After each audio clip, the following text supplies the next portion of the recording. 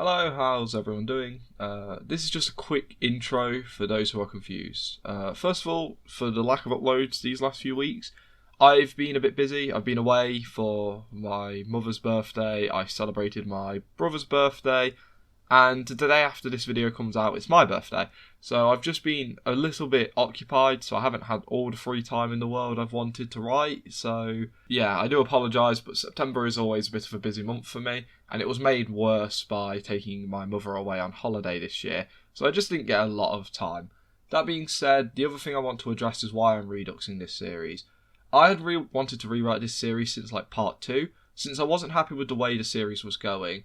But now, having moved away from it for a while and written a series I'm much happier with and looking forward to getting back into writing, that being What If Kukui Trained Ash, please go check that out if you haven't. I'm really proud of it, and if you enjoyed the original story for What If Oak Trained Ash, you'll enjoy What If Kukui Trained Ash. It's much better and I'm much prouder of it. That being said, I wanted to revisit What If Oak Trained Ash for a while since I think the story has potential to shine. However, I just need to change the environment ever so slightly. So please sit around, give it a try, and leave a like to let me know you want to see more. That all being said, thank you for listening to me ramble, and I hope you enjoyed the Redux. I'll speak to you at the end once more. The change we have to make in this story happens during the events of seeing the forest through the trees, where we see Ash hiding from a torrential rainstorm inside of a tree stump. Like normal, a group of Pokemon stand outside, worried and scared. However, Ash, being the hero and a Pokemon lover, invites the group of Pokemon to join him to escape the rain, not wanting to see any of them get hurt. As every Pokemon begins to pile in and snuggle up to Ash, the boy isn't aware that he's being watched by a third party, as Professor Oak from the distance, who in this timeline, alongside the rest of Pallet Town, had received a call from a worried Delia when the storm came in and Ash hadn't returned home. So as all of Pallet Town began to search for him, Oak, with the assistance of his Arcanine, went looking for the boy in the woods near his lab. And thanks to Arcanine's keen sense of smell, he managed to find the boy relatively fast. He takes a second to admire the kid's bravery before quickly rushing over to assist him in returning him home. However, Ash refuses to leave his new Pokemon friends. Oak, being able to tell that the Pokemon are clearly scared and that Ash is determined to protect them, has to agree to take the Pokemon along back to his lab. So quickly, piling up the Pokemon onto the back of his Arcanine alongside Ash, the group have to begin a slow walk back as Arcanine is way over capacity. During the ride back, Oak gets to know Ash and learns why he was out in the forest, thinking the kid to be a bit dense for risking his life to play with wild Pokemon. However, as he watches Ash using his shirt to try and shelter the Pokemon from the rain, even trying to keep Arcanine's back as dry as he can, not understanding much, but just wanting to make sure that the Pokemon doesn't feel too much discomfort, which makes it clear to Oak that the boy clearly just has a massive love for Pokemon, and a big heart to go along with it. Oak finds himself being reminded of himself quite a bit when he looks at the young Ash. With the long walk back to Pallet Town nearly done, the rainstorm has long since moved on, and once dropping Ash back off at home, Oak watches the boy's mother show a great deal of motherly love towards the kid, hugging him and making sure he's okay, before a surge of rage overtakes her as she scolds her son for scaring her, telling him once she's made sure he's okay, dry and fed, she will be coming up with a punishment fit for what he had done, making Ash sheepishly nod. But Oak, hearing this, wants to interject. He wants to offer to help the woman, and he explains that he has actually been looking for some helping hand around his lab. So if the woman is willing, Ash could work under him for a short while as his punishment, as he needs someone to help organise all his files and just take care of general cleaning work. I should note at this point in time, the Oak and Ketchums are pretty much strangers. The only real interaction that ever happens is Ash and Gary, who know each other slightly from preschool, but that's about it. Delia has very little interaction with Oak, while Oak has only really heard of Ash in passing through Gary. So, hearing this offer, Delia is taken aback, asking if Oak would really be okay with having Ash around. Oak nods, saying that the boy has a good heart and clearly loves Pokemon, plus it will be a pretty boring job for him to do, so he'll fit right in at his place, as he leans into Delia's ear, saying that, plus, with all the Pokemon at his ranch, after he's finished his punishment, the boy will be able to stop by and play with the Pokemon at his ranch, where it will be much safer for him to be, since they're all mostly trainers Pokemon, so they're used to interacting with people. While eternally, Oak has a different agenda with inviting him. He wants to test the boy and see what he knows about Pokemon. He wants to get to know Ash a little bit more, as he finds him a bit of a curiosity. also thinking that the boy's bravery and love of Pokemon shouldn't be punished too heavily since he was just being a curious kid. However, he knows the woman is only punishing the kid for scaring her, not for being curious, and Oak is smart enough to not say this to her face, knowing that the wrath of an angry mother is much scarier than any Tauros in this world. Oak, having this thought, smiles weakly as Delia thanks Oak silently before agreeing, telling her that she'll bring Ash round first thing tomorrow morning. Oak smiles, telling Ash he'll see him in the morning as him, Arcanine, and the wild Pokemon still on Arcanine's back head towards his lab as Delia takes her son into the house, feeding, clothing, and putting him to bed within the matter of an hour. All the while Ash moans about the idea of having to do boring paper and lab work for Professor Oak, but Delia has none of it, choosing to bite her tongue on the subject and just let Ash get on with it. And as the next day comes around, Ash is woken up in the early hours of the morning and taken over to Oak's lab, where he is put through some of the most boring jobs possible, getting made to clean Oak's lab and helping Oak organise his new files and research. The day drags by ever so slowly, but soon a highlight comes to his day, as Ash is taken outside where he gets to feed some wild Pokemon, and even some trainers' Pokemon that live on the ranch, even getting to help with making the food. As the week goes by of Ash being Oak's errand boy, the professor spends time not only getting to know the boy, but also testing his knowledge on Pokemon by doing quick questions and small little tests where he asks Ash a few questions. He learns that the boy doesn't know a lot about Pokemon. Oak knows that most kids his age probably don't know a lot, but with Oak's bookmark being himself and Gary, Ash is shockingly far behind, which concerns Oak about Ash's chances of becoming a Pokemon Master, which he had learnt is the boy's goal, leading to Oak making a decision. On the final day of Ash working under Oak, the professor admits he finds Ash rather interesting, and believes he has the ability to achieve his dream to be a Pokemon Master, making Ash smile. However, Oak tells him that it would take him many years to do so, to his guess 20 or so years, making Ash pull a bit of a sour face. However, before the boy can think much on it, Oak continues speaking, explaining that in a few weeks he's going to start teaching his grandson the basics to being a Pokemon trainer, explaining how he'll be having his grandson work alongside him until he's 10 or so, where the boy can learn all he can about Pokemon. Ash, hearing this, is annoyed that Gary is going to become much smarter than he already is, having already found the boy relatively annoying. But Oak tells Ash that he would like to have Ash train under him as well, reiterating that he does believe the boy has a great deal of potential, and clearly loves Pokemon, so Oak wants to help him reach his goal faster, and with his guidance he believes he can do that. Oak having nearly decided this from the first moment they had met, so after learning of Ash's lack of knowledge and abilities, and his very ambitious goal, he decided he really wants to help the kid achieve it. So, he wants to take him under his wing and teach him. Having already run the idea past Delia, who is very happy to accept, knowing that Ash will now have a full sponsorship through to become a trainer. So, after Ash is stunned silent for a few seconds, he doesn't want to look a gift ponyta in the mouth. So now, Ash is officially sponsored by Oak. As the boy finishes his final day of his punishment, he leaves heading home, and now has to begin his long wait for his training to begin.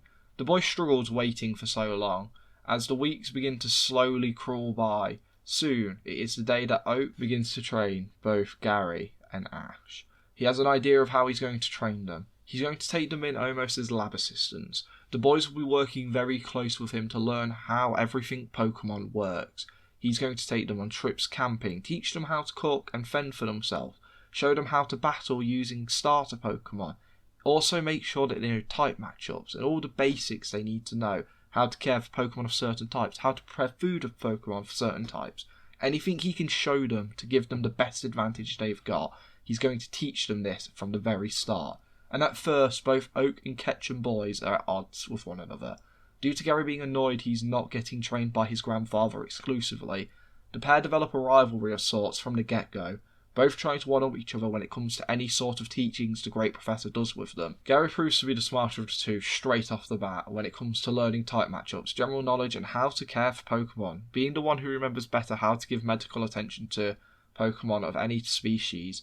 However, Ash doesn't go down without a fight, showing off why Oak brought him here, not being afraid to help the scariest of Pokemon, being surprisingly good at making Pokemon food thanks to the week he had spent with Oak making it, and also having a very off-the-wall battle style, which is seen when Oak has the boy training up starters for new trainers. The older man can't help but support the rivalry, knowing it will make both of them stronger. As their mind and skills grow, so too does their rivalry, continuously pushing each other further and further, their rivalry evolving from venom-slinging matches between children to brothers bickering with one another, making challenges out of their assigned tasks for the day, even training new starters for Professor Oak's next batch of newbie trainers, seeing who can get their assigned starter to the level assigned faster, both enjoying the few days they get to spend with the Cantonian starters before handing them off to the newbie trainers, which at first upsets the kids. However, as the years go by, the two grow older and they grow more used to the experience, Ash beginning to even find enjoyment and excitement in watching newbie trainers getting to meet their lifelong best friend on the day they pick their starters, and he loves this and relishes in this moment, finding this to be the best part of his training. When not working as lab assistants, Oak takes the kids around the region on camping trips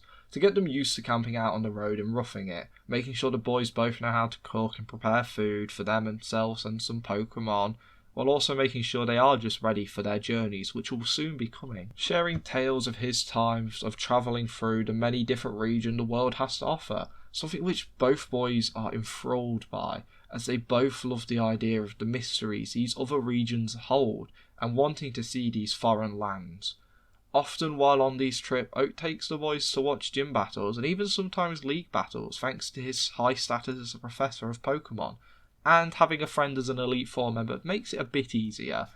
So by the time both boys are 9, they have both changed drastically, not only in skill but in personality. Ash, having been personally trained by Oak from the age of about 5, he has become much more confident. However, unlike his canon counterpart, this confidence isn't from pure ego or cockiness. It comes from genuine skill the boy has developed over the last 4 years, having even developed a bit of a habit to write things down and try to learn from other people, wanting to try and expand his knowledge that he already has. However, being more knowledgeable and skilled comes at the cost of Ash now being much cockier than he ever was in canon, truly believing himself to be one of the greatest trainers to ever exist already. As for Gary, his changes are due to Ash, not so much Oak. Thanks to having an elongated exposure to the other Pallet Town native, he has learned to play nicer, losing some of his cocky and more arrogant-like traits, also picking up some of Ash's more immature traits, becoming a bit more childish and allowing himself to have a bit more fun. Thanks to being bested by Ash on a handful of occasions when having practice battles. This has come with a negative effect, however. Gary now feels like he has more to prove. He wants to push himself further and harder to earn his strength and title as an Oak. This comes from a place of insecurity due to his growing doubts of this being the path he wants to walk down, wondering if being a champion is truly what he wants. But something both boys share is a boredom of sorts. They've seen all their home region has to offer, at least it feels like it. They've heard these tales of these great other regions with powerful trainers and interesting Pokemon that they haven't met yet. And they yearn for it. They yearn for this new experience, something Oak hasn't prepared them for. However, they never vocalise this. They don't want to hurt the older man's feelings, not realising that Oak has realised the pair have started to lose interest on making trips and instead just want to spend their time at the labs working on their skills. It doesn't bother him in the sense the boys thought. He's upset, but mostly in himself. He forgot that the best part about being a Pokemon trainer is learning things. He might have over-prepared them for Kanto, but maybe there's another region. He might be able to figure something out. He just needs to figure out how. And with a twist of luck, only days before Gary's 10th birthday, a call comes through from an old friend of Oak. Ash, answering the phone, hears the man's voice and learns that he's trying to get hold of Oak to ask for some help getting his hand on some eggs. Once handing the phone over to Oak, however, all Ash can do is watch Oak and the stranger talk for a while, before Oak asks if he could bring his 2 students along with him. The other man excitedly agrees, loud enough that Ash can hear it through the phone, and the conversation quickly ends from there, with Oak turning towards the kids, explaining how they're going on one last trip together before Gary's departure on his journey. Ash is annoyed to be reminded he will have to wait a few weeks after Gary before he can take his trip, but for the first time in a while, both boys are excited to go on one of these trips with Oak. As both boys are told to pack for a couple of days, they are soon jumping into Oak's Jeep and heading across the region inbound for Fuchsia City. Something which confuses the boys is that they don't do the normal things they do on these trips. They don't camp out at night, they don't make their own food, they stop at Pokemon centres and they eat in the centres themselves. This is a very different experience, but they're enjoying the easy life for a change, having a nice relaxing car journey out to this place they're heading towards. As they arrive on the outside of Fuchsia City at a ranch, Oak heads into the building telling the kids to wait for his return, before the man comes back out a few minutes later holding two weird looking eggs. The professor puts the eggs in the care of the two kids. Gary, when grabbing his, feels a small burn engrave into his palm while holding his egg. Having a small look, it's nothing bad and he doesn't need any care, but it's confusing as why this has happened. As Oak tells the kids to be careful with their respective eggs over the next few days, both boys begin carefully caring for their eggs, wondering what could be inside, before they all arrive in Vermilion City, where the trio climb aboard a ship inbound for a place called Sandgem Town. Having never heard of the place, they are excited to see what it holds. A long trip begins to pass, as Ash hardly notices being out at sea, as he is mostly caught up spending his time caring for his egg. However, while Ash spends his time carefully cleaning and monitoring the egg, one day he finds himself receiving a jolt run up his body from the egg, making him be a bit cautious for a little bit before continuously cleaning and caring for the egg. All the while Gary, having been burnt straight away, keeps the egg in his company, making sure to care to it just enough to make sure it's healthy and monitor it's alright, while also researching the place they are heading to, learning that this Sandgem Town is actually in a region called Sinnoh, and it actually houses the strongest champion in the world, making the kid think about something, an idea he wants to pitch past Ash before he puts it past Oak Sr. After a long time out at sea, the group soon port in a city both Ash and Gary have never seen before. A breath of fresh air hits the boys, as a group of Pokemon Oak identifies as Starlies flies past the ship, making both boys almost jump overboard in excitement. As they look down onto the dock, Oak spots the man who called them here, looking to see his friend, Professor Rowan, waving the trio down. As they all exit the ship, Rowan and Oak share a hug, before Rowan is introduced to the younger lads, learning of how they have been caring for his eggs. Quickly scanning them briefly, he smiles, saying both did a great job, but he can spot that Ash's seemingly did a slightly better job, and his egg is in better health, but stays silent about it, knowing that kids can get a bit argumentative about these things. However, he doesn't notice cracks beginning to form on these eggs. As the trio start what is a short walk through town, Ash and Gary getting a chance to see new Pokemon they have never seen before. Weasel-looking Pokemons, monkeys with hands on their tails. It's all so confusing but exciting. As Oak and Rowan spend this time catching up, soon they make it to the entrance of a giant-looking lab, one that makes Professor Oak's lab look tiny. Walking inside, Rowan is quick to have his assistants take care of the eggs. With Gary and Ash wanting to see more of what this town has to offer, they both ask if Oak will be okay if they go and have a wander. The professor nods, happy to see them excited about exploring again. He tells them not to leave the town, as both boys excitedly start to walk back towards the door, calmly at first, but soon Ash breaks out into a sprint, and Gary, not wanting to give his rival any sort of lead, chases after him. Oak laughs watching this as Rowan and Oak begin to talk about both boys, Rowan wanting to learn more about the kids, finding them pretty interesting, neither noticing the egg shaking in the background. Meanwhile, Ash and Gary have made it to the centre of town and begin to walk around, getting to see all sorts of cool looking Pokemon they have never even seen before, and some they have, with both beginning to come to the very similar conclusion. However, before either of them can speak on the thought in their mind, Ash turns a corner and bumps into something moving fast enough to knock Ash off his feet, with Gary letting out a laugh while he helps Ash up, telling his friend to be careful through his laughter. As Ash rubs his butt, annoyed, he turns to see what he ran into, only to see a kid likely 2 to 3 years younger than both Ash and Gary, on the floor himself, fighting back tears as he shouts out that Ash owes him $1 million for not looking where he's going. Ash almost shouts back, but a voice laughing louder than Gary tells Barry that it was his own fault, that if he wishes to be a strong trainer, he needs to learn to keep a level head and not rush headlong into things. Before he turns to the boys, apologising for his son, going to give his name and apologise once more, but before he can even utter his name, Gary cuts him off, asking if he is Palmer. The man is slightly stunned but shakes that away fast, nodding, saying he is, asking if the boy is a fan of his. Gary shakes his head but admits that when he was researching the region, he had heard of a gym leader so strong they've got scouted by the battle frontier, a set of trainers as strong if not stronger than the Elite Four. Ash, hearing this, looks at Gary, then back at Palmer, amazed, while the man lets out a hearty chuckle, saying that what he says is true. This is in fact his last season as a gym leader before becoming the face of the Sinnoh Frontier, explaining how he has become too strong for most trainers, admitting that his gym actually has a rule where if a challenger wants to battle him, they have to have a minimum of 7 badges. Hearing this, both boys are amazed, because that means they know to challenge this guy you need to be nearly ready to take on the Pokemon League. They both can't help but find that amazing, as they share a similar look in their eyes, as both want to battle this man in an all-out brawl. And Palmer, realising this look, and can tell by the way they hold themselves, and just that fire in their eyes, if they know, when they show up to his gym in search of a battle, it'll probably be one of the best ones he ever has.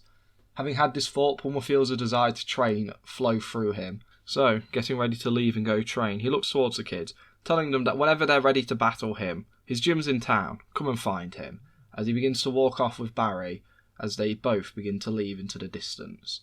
In this interaction, Ash and Gary have made up their minds about what they want to do.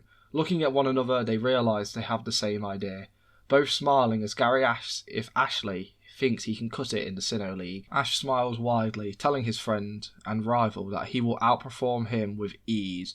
But as if Ash had spat venom, Gary begins to flinch slightly before smiling, telling Ash to bring it. The two get excited before they realise they might have to run it by their parents and Oak, since he is their sponsor. So now, having a great deal of excitement, they rush back to the lab, making it to the door when they hear crashing and screaming coming from inside. The duo are confused but burst into the room to find a small fire having broken out in one corner of the room, and another lightning surges from.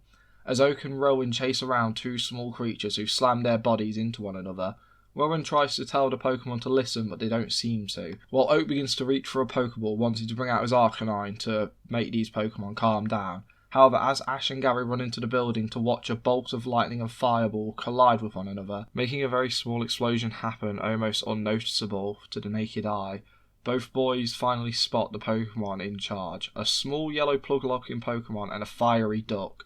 Both kids shout out asking what's going on, making Oak and Rowan notice their arrival. They go to speak, but before they can talk, both Pokemon spot the trainers, and as if a sixth sense guides them, they run towards the trainers, one of which Rowan calls Magby, excitedly stands in front of Gary, and the Pokemon Oak calls Elekid laughs mockingly at the lively nature of its fellow baby Pokemon for its clingy attitude, causing the live coal Pokemon to glow red in anger, wanting to fight Elekid once more, but Elekid cockily turns its back towards Magby, not viewing it as a worthwhile fight, making the other Pokemon much madder and its glow burn brighter. However, before another fight can break out, Ash kneels down, patting the Pokemon in front of him on the head, laughing that it has an attitude, making the Pokemon chuckle slightly, while Gary looks down upon the duck-billed fire type, the Pokemon clearly wanting to be picked up, so Gary does so, asking why it came over to him with a confused expression.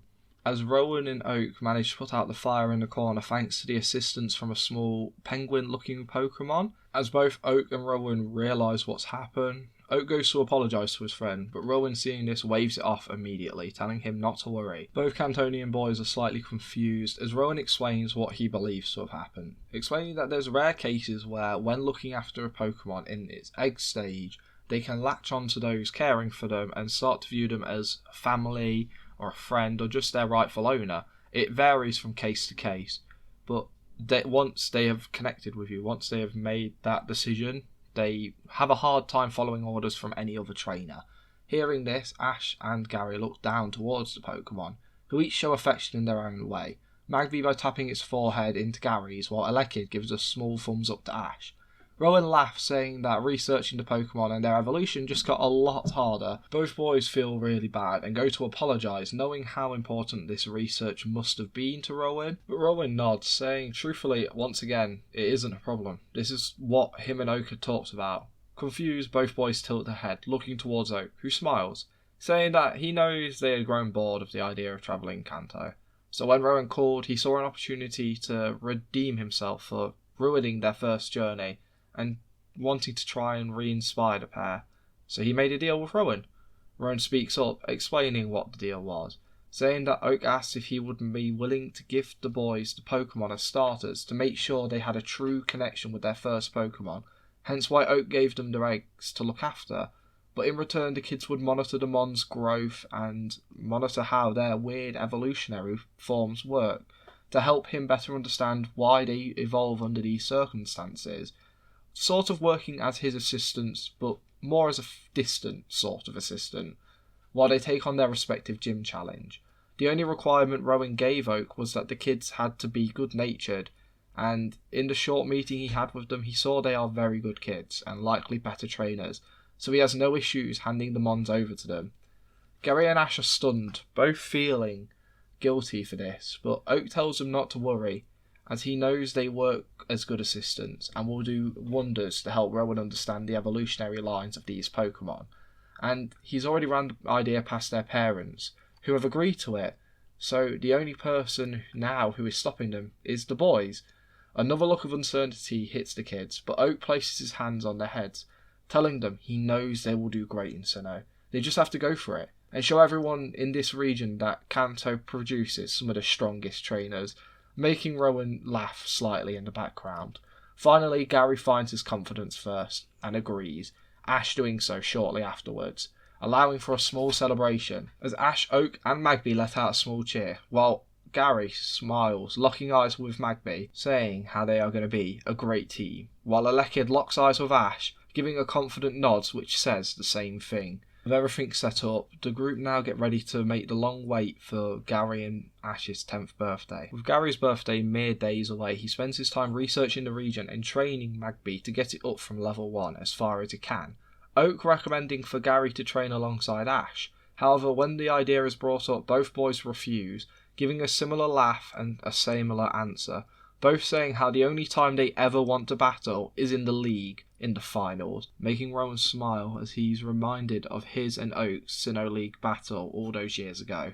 Soon, the boys' 10th birthday comes around, with a small celebration being held in the early hours of the morning, before Gary and Magby embark on their adventure. As they leave sight of the lab, Gary shouts out for Ashley not to fall too far behind, before disappearing onto Route 202, not to be seen again until the Sinnoh League. With Gary having made this announcement, Ash feels a desire to make sure he doesn't fall behind. So Alekid and Ash both begin to up their training, wanting to make sure that when they begin this journey, the pair are on the same page.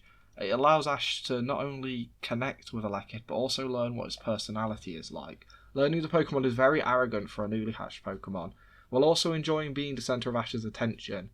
But with his birthday still a while away, Ash doesn't only spend his time training with Alekid, instead he gets to learn about the region of Sinnoh from both Rowan and Oak, taking this chance to learn of Rowan's field of study in Pokemon evolution, learning about all sorts of unique forms of evolution, learning that Rowan wants to study all of them and figure out why some Pokemon evolve the way they do, sharing with Ash the many different ways that there are for a Pokemon to evolve, things such as moves, to stones, to items being given at a certain time of day, or even a certain time of night, or even a combination of many different other things.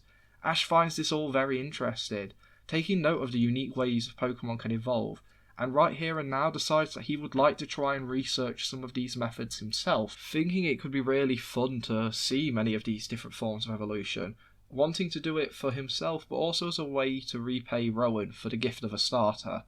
With weeks beginning to pass, Alekid and Ash have started to gain some confidence with one another, and their first real challenges appears the day before Ash sets out to begin his journey. As the brothers arrives at the lab, the youngest here to collect his starter, Ash, being outside training, spots the two, and falling into old habit, greets the pair at the lab door, introducing himself. The older of the brothers speaks up with a confident but humble voice, smiling, introducing himself as Reggie and his brother as Paul. Paul giving a bit of a smile and a polite hello. Learning why they're here, Ash is very excited. Having not met the Sinnoh starters yet, he offers to take them inside and bring them to Rowan, as he walks inside shouting for both professors, the former of which has already started to gather the starters, having known Reggie was coming today.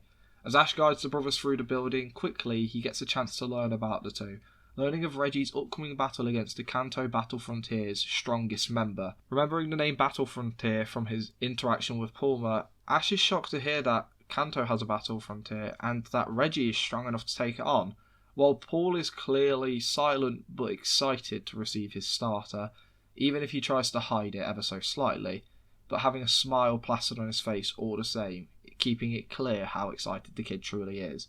With Ash sharing a similar smile, loving this part of a professor's job.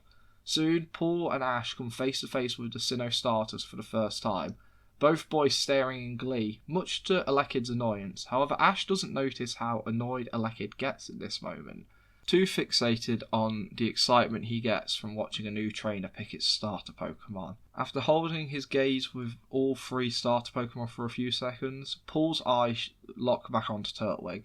The two share a look for a few seconds before Paul nods, deciding as he gently lifts the Continental Turtle, deciding that this will be his starter. The small turtle bites the chin of the lavender-haired trainer, making him chuckle ever so slightly. Reggie scuffs his brother's hair, telling his brother the Continent Pokemon is a good choice. Ash, seeing this, feels a great deal of excitement, and is almost ready to head outside and start training again. But Reggie, spotting Ash having a Pokemon, and being able to tell Ash and Paul are roughly the same age, asks if Ash is a new trainer. Ash explains that he actually starts his Pokemon journey tomorrow, but him and Elekid have known each other for a few weeks. Hearing this, Reggie gives the suggestion that Ash and Paul be each other's first battle, since it's a good way to form a bond with new Pokemon. Plus, it's a good way to make a new friend, knowing that his brother's a little bit socially awkward and not the most people-friendly guy in the world. Paul is a bit unsure. He has no experience with battles yet, plus he needs to figure out how Turtwig battles, and he wants to have the best chance of winning. He would like to break down how Turtwig fights best and then figure out a way to work with that. But Professor Oak walking into the room chimes up, saying that he believes that would be a great idea. Reggie, knowing who Professor Oak is slightly starstruck and learns that Ash is actually Professor Oak's student. Hearing this, he really insists that Paul takes this battle. It'll be a great bit of experience fighting someone of that calibre. After a little bit more push from Reggie and some words of encouragement from Ash, who is obviously down to battle, Paul soon agrees, interested to see what the student of Professor Oak could do. So as the pair make their way outside, Rowan offers to referee, being a non-biased party to either trainer, allowing Reggie and Oak to sit next to each other and just monitor the battle. Reggie getting a chance to pick the great professor of Pokemon's brain, and learning that they're actually taking the same boat to Kanto shortly, excited to have the opportunity to travel with someone of his calibre, as both Paul and Ash stand opposite ends of a makeshift battlefield, both ready to give it their all in their first ever battle, wanting the same thing, victory. Elekid and Turtwig, feeling this oozing from their trainers, both want to fight for their honour. So when Rowan lets out a call of battle begin, both Pokemon cry out their name. But that's where I'll be leaving this part for right now.